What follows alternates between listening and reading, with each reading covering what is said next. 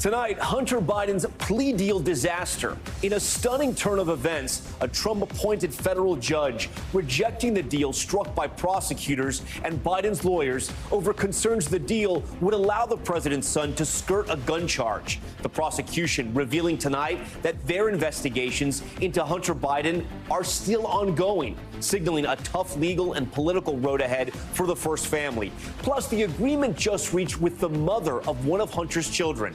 A scary moment for Senator Mitch McConnell, the minority leader, freezing in the middle of his remarks, staring blankly ahead before being escorted away by fellow senators. The growing concern tonight about the 81-year-old's health. Here in New York City, a fiery crane collapse. Video showing the moment part of a crane broke off, slamming into a high-rise. The 16-ton boom plunging 45 stories to the ground. 6 people injured, including 2 firefighters. What New Yorkers on the ground and in that apartment building saw and heard.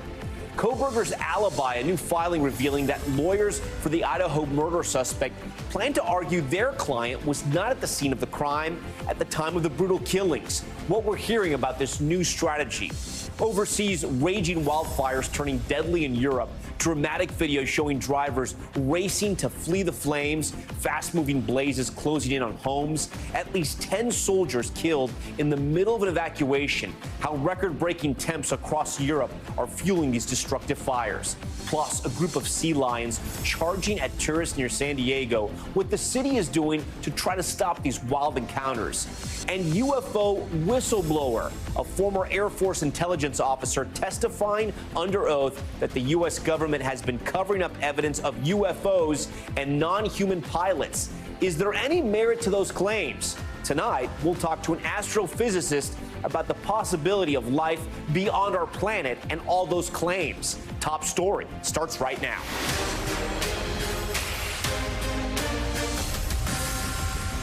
And good evening. We begin Top Story tonight with that stunning twist in Hunter Biden's legal drama. The president's son thought he had secured a plea deal to avoid serving time for tax evasion and a gun charge. But tonight, that arrangement falling apart right before his eyes. Hunter Biden arriving at a federal courthouse in Delaware today, expecting to plead guilty to 2 misdemeanor tax violation charges. But that deal had been worked out between prosecutors and Biden's legal team, going off the rails as soon as it was presented to the judge. The Trump appointee, whose nomination was also approved by both Democratic senators from Delaware, refusing to sign off because the deal would also cover Biden's pending felony gun charge. Biden forced to plead not guilty to the 2 tax charges. That gun charge still pending as his legal team works to secure a new deal. The plea entered today could be reversed if the 2 sides reach a new agreement. In a sign of more trouble possibly on the way, prosecutors confirming their investigations into Hunter Biden are ongoing, spelling legal headaches for the first son down the line and political headaches for his father. NBC's Capitol Hill correspondent Ryan Noble's following it all for us and leads us off. Hunter Biden entered a federal courthouse today hoping to bring to an end his legal problems. It did not turn out that way. Tonight, in a stunning move, a federal judge refusing to sign off on his controversial plea deal. Judge Mary Ellen Noriega, a Trump appointee, saying the agreement contained atypical provisions and she needed more information. Telling the lawyers, quote, "I am not in a position to accept or reject this plea agreement, so I'm going to defer it."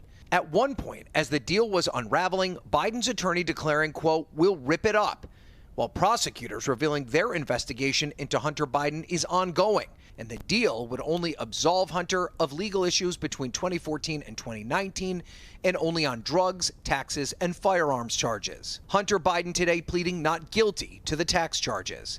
The delay in the case, a further political headache for the White House. This case was handled independently, as all of you know, by the Justice Department under the leadership of a prosecutor appointed by the former president, President Trump. The original plea agreement sparking outrage from Republicans, blasting it as a sweetheart deal for the president's son, which allowed him to avoid prison time. The Attorney General has said that U.S. Attorney David Weiss has full authority to bring whatever charges he wanted. But 2 IRS investigators turned whistleblowers recently told Congress that was not true. It appeared to me, based on what I experienced, that the U.S. Attorney in Delaware in our investigation was constantly hamstrung, limited, and marginalized by DOJ officials as well as other U.S. attorneys. Meanwhile, Hunter Biden's foreign business dealings at the center of House Republicans' growing investigations into the president that could lead to an impeachment inquiry. Impeachment inquiry is allowing Congress to get the information. The president has repeatedly denied he spoke to his son about his businesses. So far, the GOP providing no evidence of wrongdoing. And Hunter Biden also at the center of another controversy, with President Biden facing criticism for not publicly acknowledging his 7th grandchild, Hunter's daughter. I have 6 grandchildren, and I'm crazy about them. Hunter Biden and the child's mother recently concluded a legal dispute. The White House has declined to discuss the issue. Ryan joins us now live from outside the courthouse in Delaware. Ryan, you point this out in your report, but I think it's important to sort of take a minute here and talk this through because there was a lot of legalese today. The trouble really started right when prosecutor Leo Wise insisted that there are ongoing investigations into Hunter Biden. Do we have any idea what they're still investigating?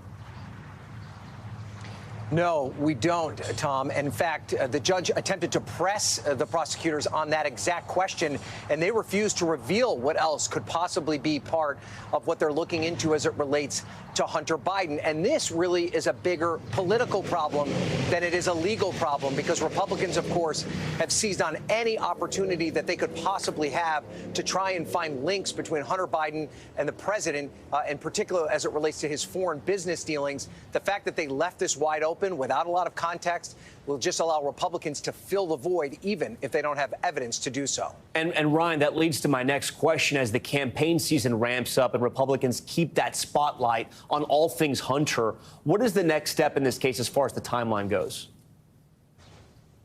Well, the judge has given the two sides 30 days to try and work out some sort of an arrangement where they can come to the table with a new plea agreement that will satisfy her concerns. Now, that is something that theoretically could happen. It's not going to, however, get rid of the political problems that still are part of this back and forth between the Biden family and Republicans in Congress. And to that end, the U.S. attorney in this case, David Weiss, who disputes the claims that those IRS whistleblowers have made about the purview that he has in this case, the authority that he has to bring charges, he has offered to testify publicly before Congress later this fall. You can bet there will be a lot of eyes on that testimony.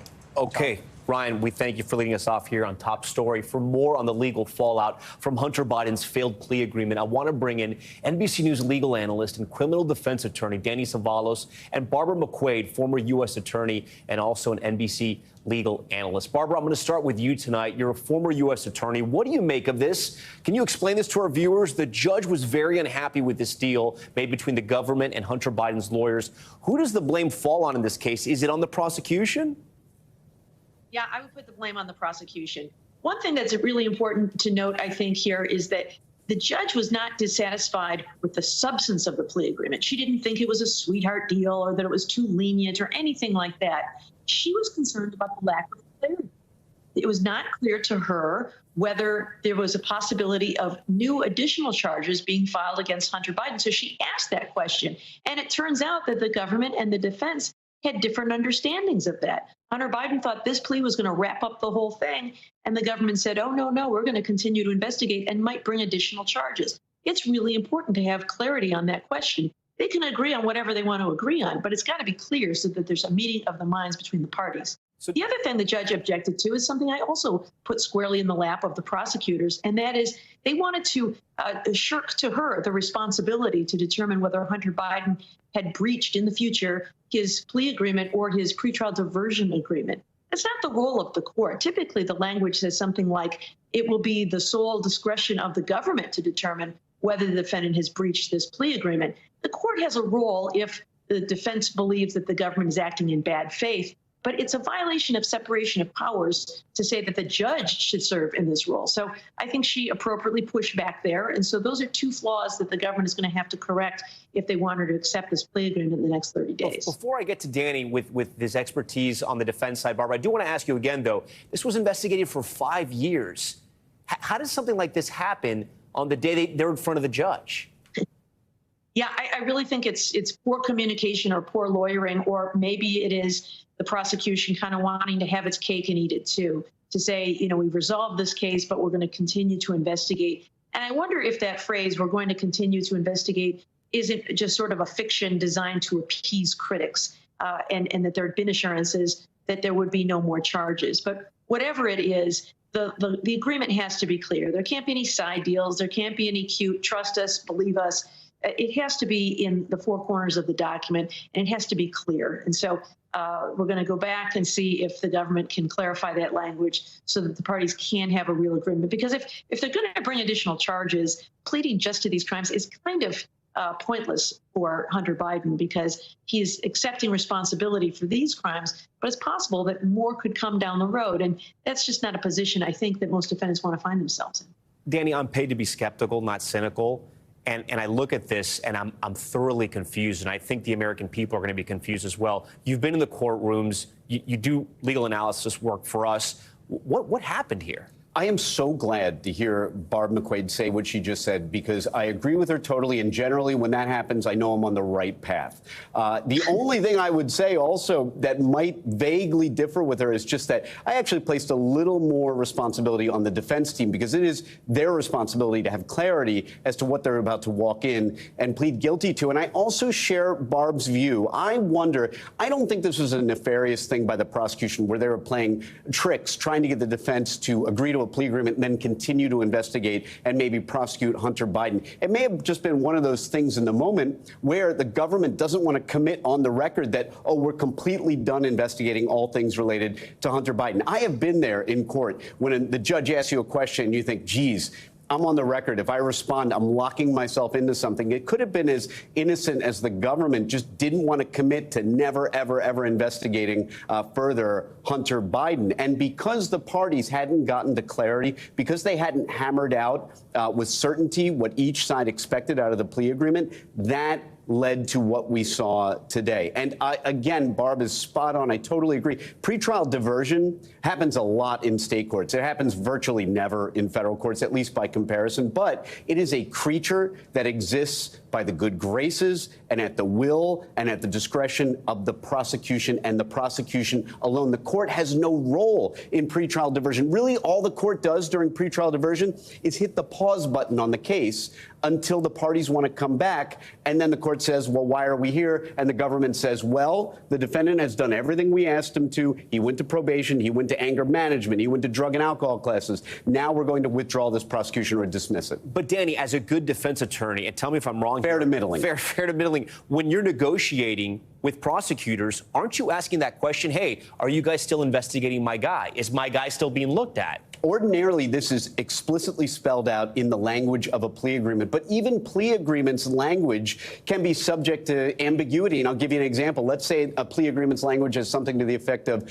no further charges arising out of the allegations in the information or indictment. In this case, it would be an information. Well, you could read that two ways. Anything that flows from the investigation itself, anything that's in the four corners of the information. And there's actually a lot of litigation about this where defendants find themselves prosecuted after entering into an earlier plea agreement, and they go to court and they say, look, this is a contract.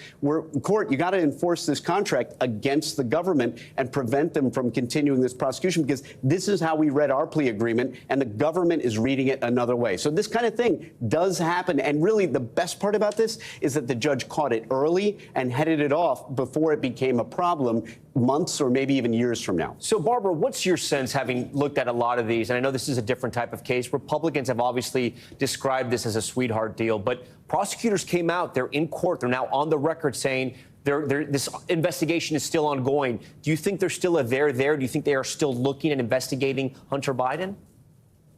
I don't know. The judge even asked a question about whether there would be charges under the Foreign Agents Registration Act. Certainly there's been public reporting about activities with Hunter Biden in foreign businesses.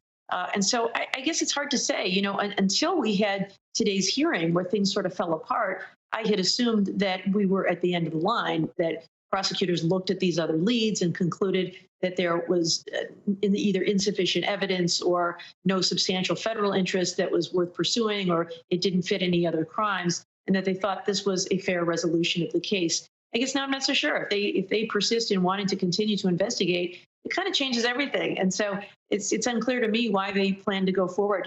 To Danny's point, the language that we typically included in our plea agreements was something along the lines of the government agrees not to prosecute the defendant for any other crimes of which it is currently aware. And so that would cover everything.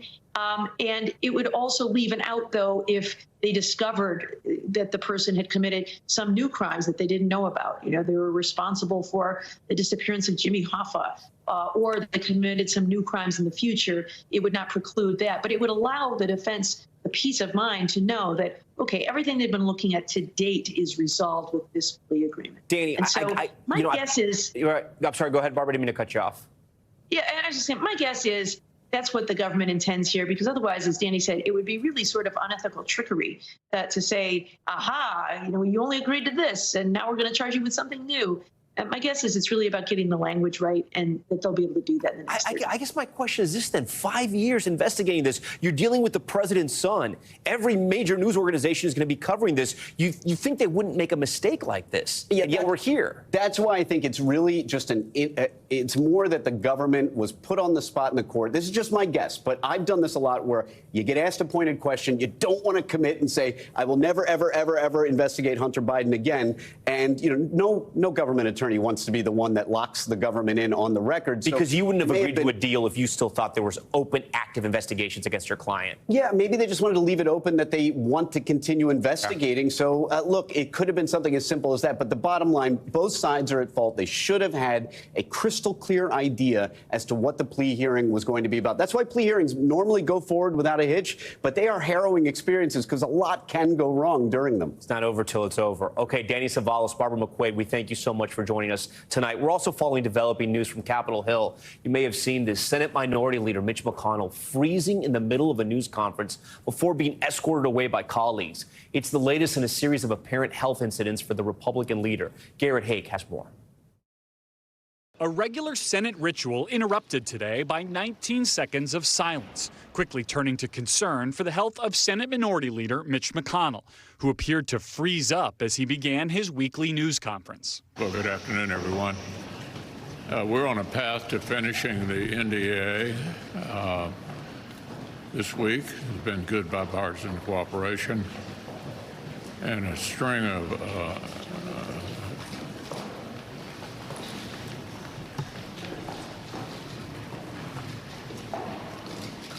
His fellow senators, including John Barrasso, a medical doctor from Wyoming, you want to say anything else to the press? Eventually helping the 81-year-old McConnell away from the podium. Returning moments later, the Senate's top Republican shrugged off a reporter's question about the moment. I'm fine. You're fine, you're fully able to do your job? McConnell, who in January became the longest-serving party leader in Senate history, has suffered a series of health challenges in recent years.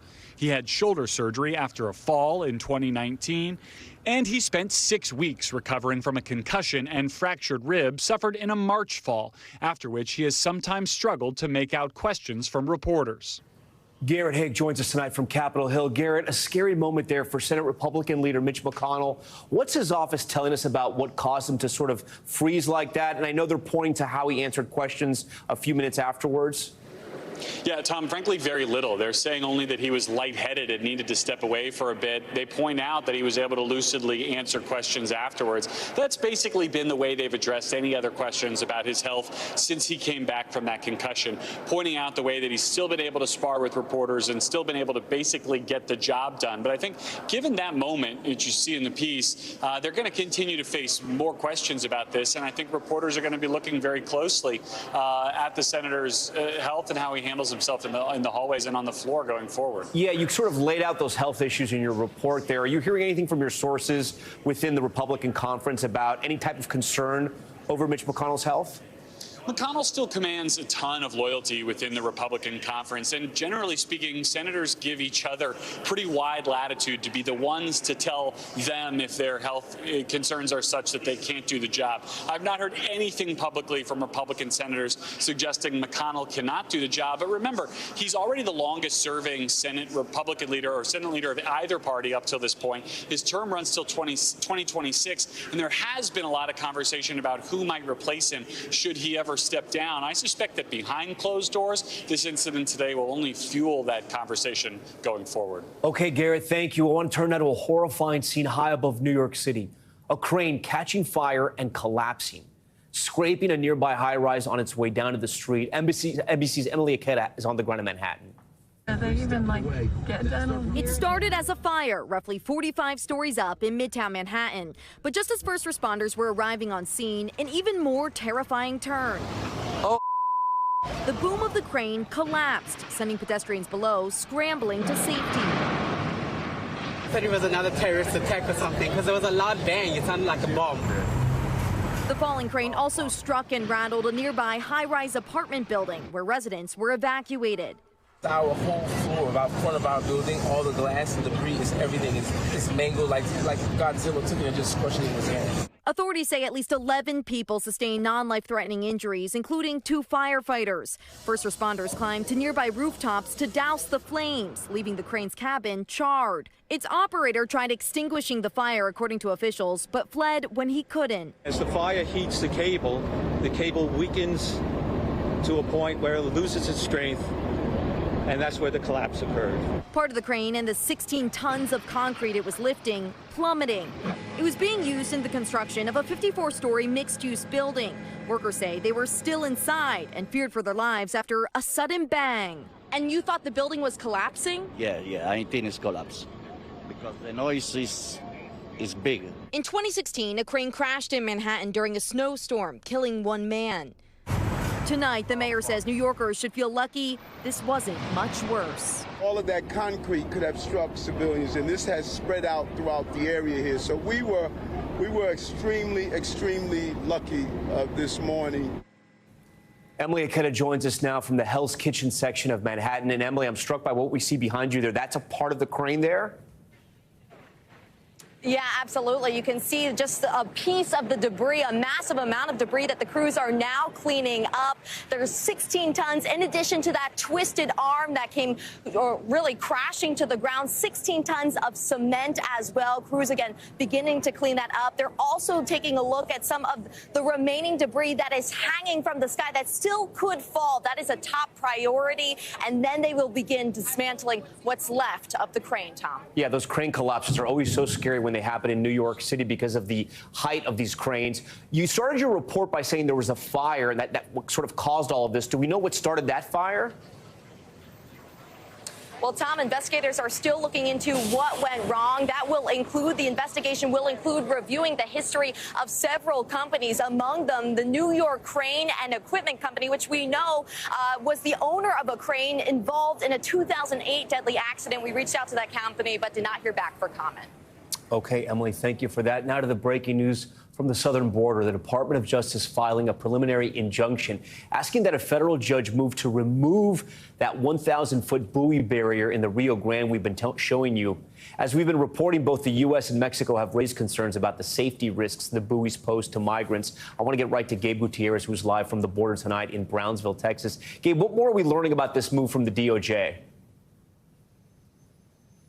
Yeah, that's right, Tom. We just heard about this late this afternoon with the DOJ asking for that preliminary injunction and asking that judge, as you said, to order the state of Texas to remove that floating border barrier that has been so controversial. And the DOJ, in its filing, arguing that Mexico has raised concerns at the highest diplomatic levels and that this whole situation could lead to an international incident with Mexico. Now, just within the last few minutes, we've heard of a response from the office of Governor Greg Abbott. A spokesperson says that he plans to fight this all the way to the U.S. Supreme Court, Tom. And while we have you there on the border, the administration is touting some new stats showing border crossings at a 2-year low. Customs and Border Protection reporting more than 144,000 border encounters in June, the first full month since the expiration of the COVID-era border policy known as Title 42. And then if you see, this is a 30% decrease from the month before, Gabe, and the fewest total crossings of any month since February of 2021. So you're on the border there. Have you been able to sort of get a sense from the people that live on those border towns if they're seeing that on the ground? Well, Tom, the situation is much more nuanced than the numbers really show. Because, yes, the administration is touting that the number of illegal border crossings is down about 42% since the lifting of Title 42 in mid-May. However, there are critics of the administration who say, look, they're just reclassifying many of those border crossings from being illegal to being legal. Why? Because of some new policies that the Biden administration has put in place. They're putting a lot more emphasis on that CBP One app that schedules migrants to come present themselves before U.S. authorities. The Biden administration saying this policy is much more orderly now, but some law enforcement sources here on the border say that there's really just as many migrants coming to the southern border. So yes, while the overall numbers of illegal crossings are down, we spoke with some migrants across the border from this port of entry in Matamoros who say they are still waiting months for some of these appointments to turn themselves in the port of entry, and they're still desperate here, even though the number of illegal crossings is down some. Okay, Gabe Gutierrez for us. A lot of new reporting there, Gabe. We do appreciate you. Overseas now to the deadly wildfires in the Mediterranean. Thousands forced to evacuate as fires burn in several countries. The death toll also rising at this hour. The UN now stepping in to support impacted communities and reinforce efforts. Ellison Barber has this one.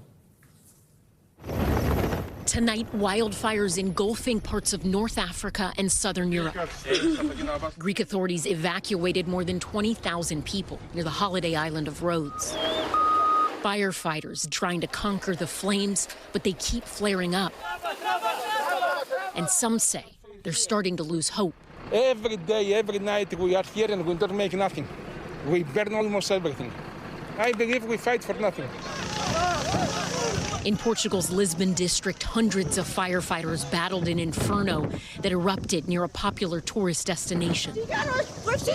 Some locals were desperately yelling for government help as the firestorm threatens their community. In Algeria, that desperation turned into tragedy. Officials say at least 34 people died, including military members. Others have been lucky enough to survive. But all of their belongings, the hard work and physical memories of their lives, have turned to piles of ashes. This man is a farmer. He says he and his family have no water, no food, and they're struggling to find a place to sleep. On the other side of the Mediterranean, dramatic video shows the moments a car is engulfed in thick smoke, flanked by wildfires while driving on a road in Sicily. The regional president says those fires have killed at least 3 people so far. People who live here are anxiously watching the fires as they slowly approach their homes, hoping they will be among the lucky ones who are spared. As of Tuesday, officials say there are 55 active wildfires in this area alone. More help is on the way. The European Union plans to buy 12 new firefighting planes so they'll be better prepared to fight flames fueled by climate change. The situation that we see in Southern Europe shows that we are in the climate crisis. It's already here. It is not unexpected. But for some, it is not soon enough. All the islands burn. We lost our island, our beautiful island. We don't have anything now. Really, we don't have anything. Ellison Barber, NBC News. We thank Ellison for that. Still ahead, Coburger's alibi. Lawyers for the Idaho college murder suspect claiming Coburger was not on the scene at the time of the killings. Why one lawyer says this strategy could backfire in the courtroom. Plus, a verdict reached in the Kevin Spacey sexual assault trial. How the UK jury ruled in the case involving allegations from multiple men. And sea lions versus tourists. The animals seen charging at beachgoers near San Diego. How the city is planning to step in. There we go. Stay with us. Top story just getting started on this Wednesday night.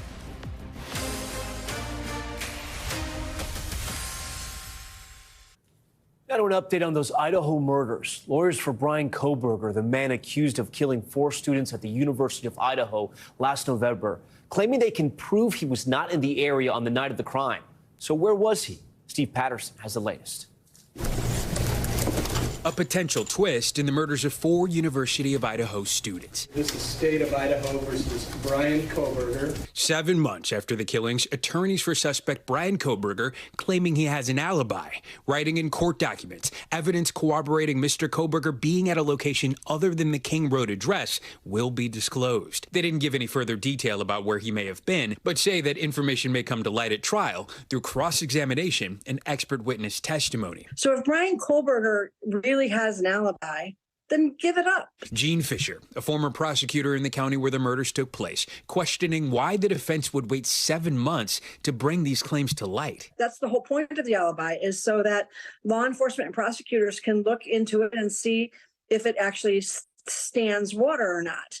And that's important because we have no interest in putting the families through a conviction or a trial if the person really didn't do it. But prosecutors say DNA found on a knife sheath next to the bodies of two of the victims was a statistical match to that of Coburger's. Last month, the defense suggested that evidence may have been planted, writing, "The state's argument assumes the DNA on the sheath was placed there by Mr. Coburger and not someone else during an investigation that spans hundreds of members of law enforcement and apparently at least one lab the state refuses to name." His lawyers also argue investigators didn't find any victim DNA in his apartment, office, home, or vehicle. Don't follow too close, okay? That vehicle, a white Hyundai Elantra, that according to an arrest affidavit, Coburger was seen driving during traffic stops in at least 3 states from August to December of last year, and is allegedly the same make and model of a car that prosecutors say was seen at the crime scene the morning of the murders in November. Police also say cell phone data shows he was in the vicinity of the victim's home the night before. They know his cell phone is pinging all around the house. And so it isn't just enough to say it wasn't me, I was somewhere else. The 28-year-old has so far invoked his right to silence. The trial is tentatively set to begin on October 2nd. The prosecution is seeking the death penalty, calling the crimes especially heinous. All right, Steve Patterson joins us now live from L.A. So, Stephen, we heard from that former prosecutor there. Did she have any insight on how useful an alibi could be for Coburger at this point in the case? You know, Tom, she told us that she was a prosecutor for 33 years, and she hardly ever saw an alibi defense actually work. Typically, if you have a good alibi, you would have been cleared early on. Police would have moved on to try the person actually responsible for the crime. At this point, we are now just months away from the start of this trial. So for it to come up in this stage of the game, she says, is highly unusual. Okay, Steve Patterson, we thank you for that. To London now, where a court found Kevin Spacey not guilty of sexually assaulting 4 men in the early 2000s. An emotional Spacey thanking the jury afterwards, calling the verdict humbling. NBC's Ali Arouzi is there.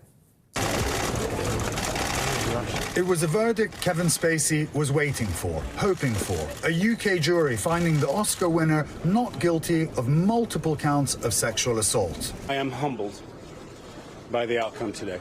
An emotional Spacey seen wiping a tear off his face as the not guilty verdict was read out in court. Acquitted on 9 counts related to sexually assaulting 4 men between 2001 and 2013. I'm enormously grateful to the jury for having taken the time to examine all of the evidence and all of the facts. The actor attending every court day where prosecutors painted a picture of Spacey as a sexual bully who delights in making others feel powerless and uncomfortable. All 4 of his accusers, who under British law allows them to remain anonymous, testifying in court.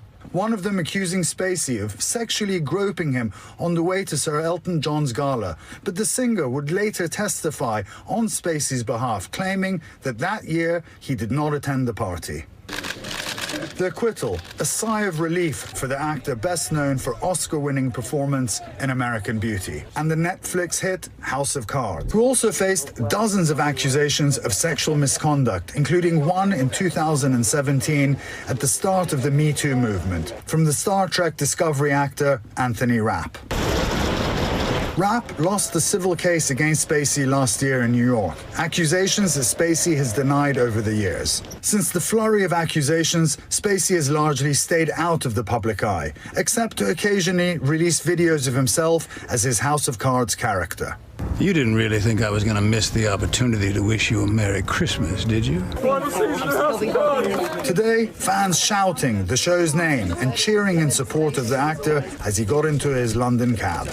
And Tom, amongst the cheers, one woman even shouting happy birthday. Today, Spacey is marking his 64th birthday. Now, with the not guilty verdict behind him, he's hoping to make a comeback to acting. Last month, even telling a German newspaper that I know that there are people ready to hire me right now the moment I'm cleared of these charges in London. Tom? Okay, we shall see. Ali Arouzi for us. When we come back, an update on the story we've been covering here on Top Story. Disturbing video showing the moment an officer unleashed a canine on an unarmed suspect. What the department has just decided to do to that officer who was handling the dog. That's next.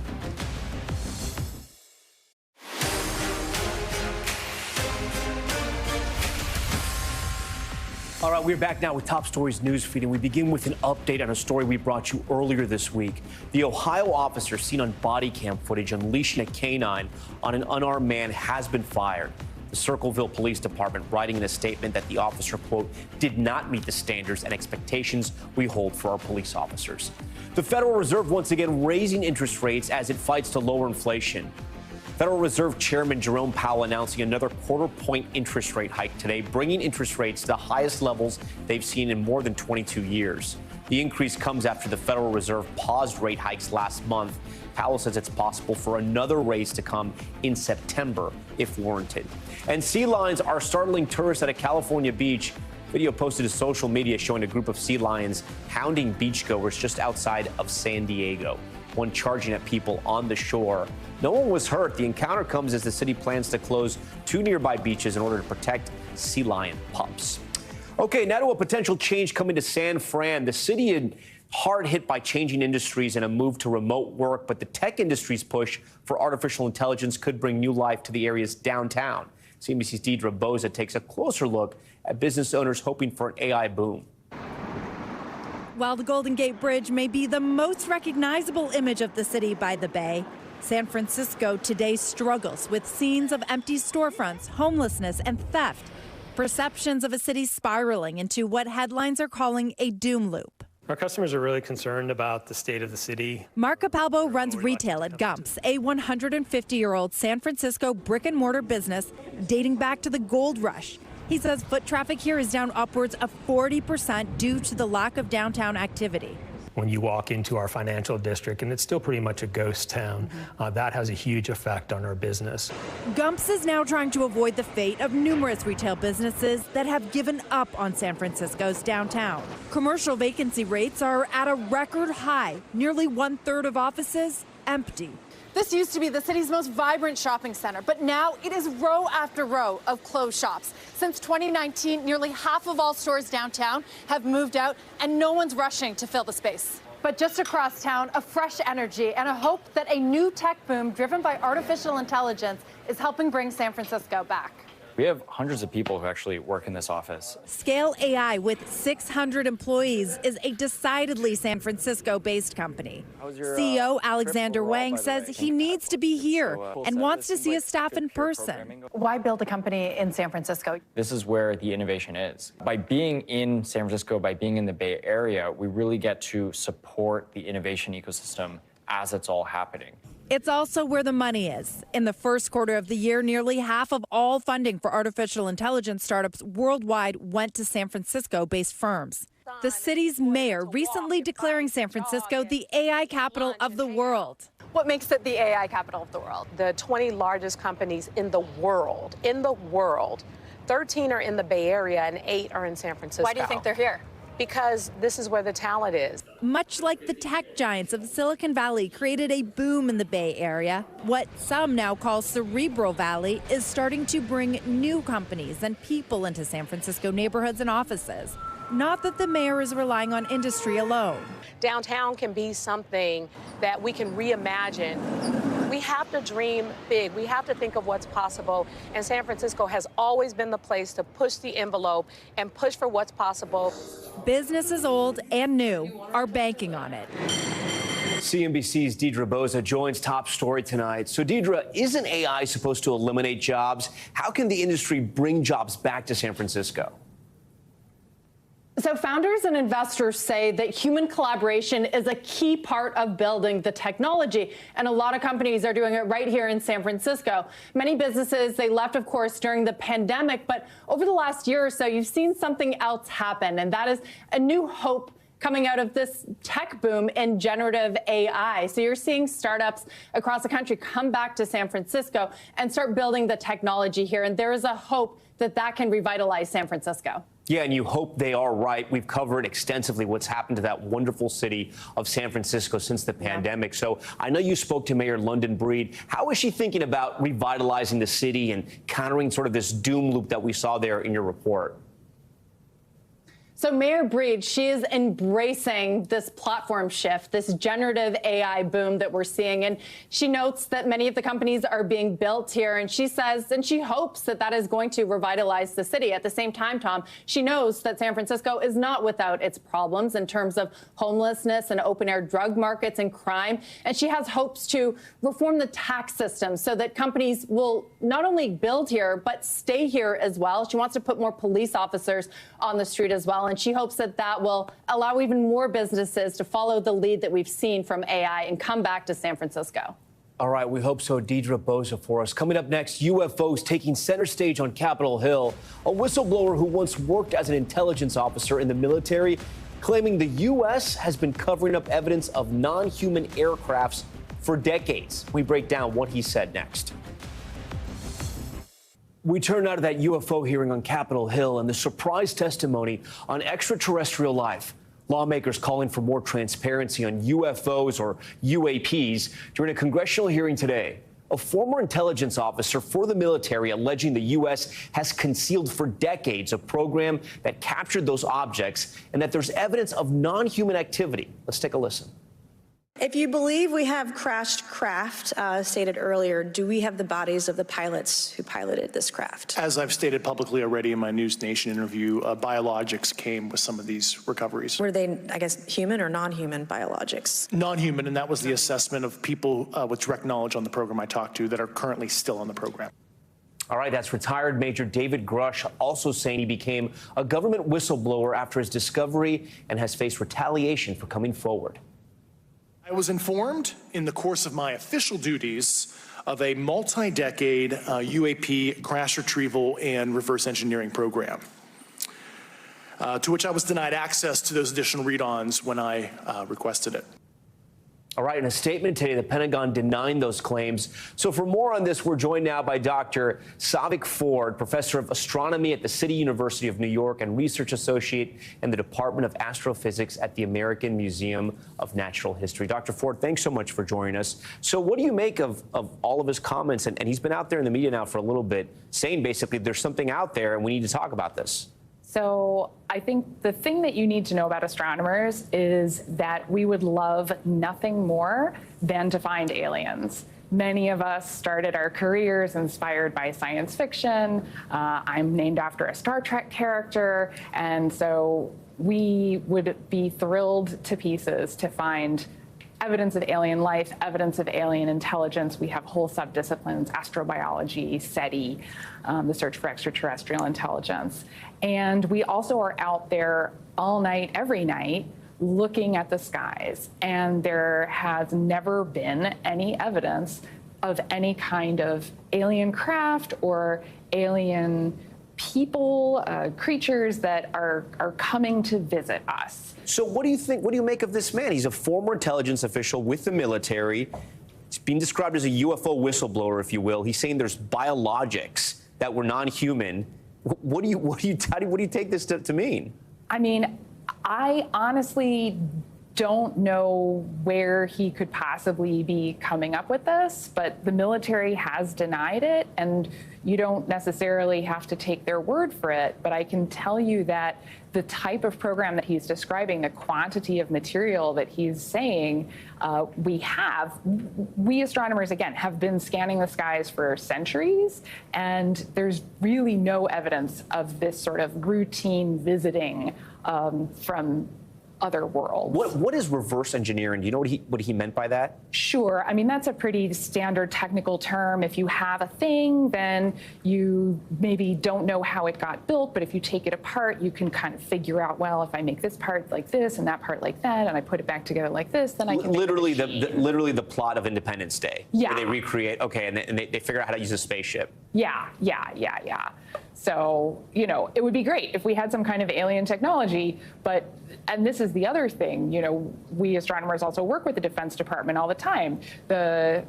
One of our new telescopes was donated as a leftover. The new Roman space telescope was donated as a leftover by DoD, and we see no evidence of enormous leaps in capabilities of the sort that you would expect.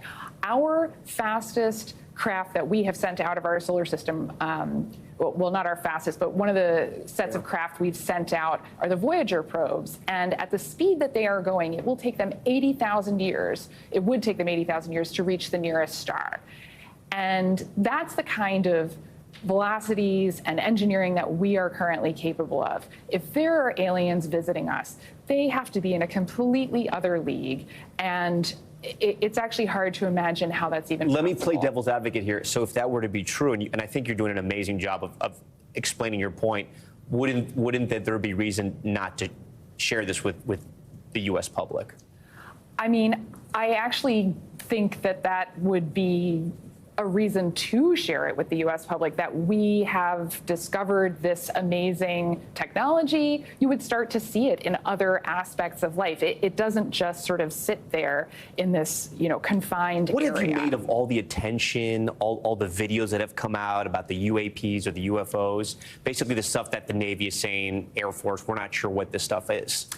So unidentified is not the same as extraterrestrial, right? It's in the name. It's unidentified. You don't know what it is. So to leap directly to, it must be aliens, is sort of a bizarre psychological phenomenon, and one that's pretty unique to the United States, actually. Do you think this is just a sideshow? You think these are all sort of crazy UFO people, if you will?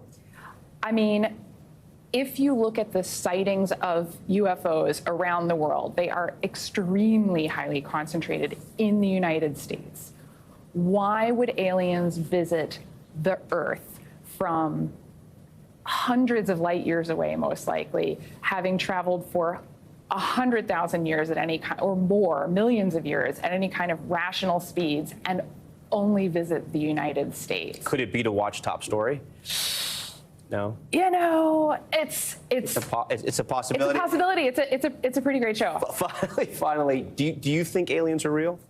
So that's a different question, right? I, like a lot of astronomers, fervently hope that there are aliens in our universe. There's 100 billion stars in our galaxy, and most of them probably have a habitable planet around them.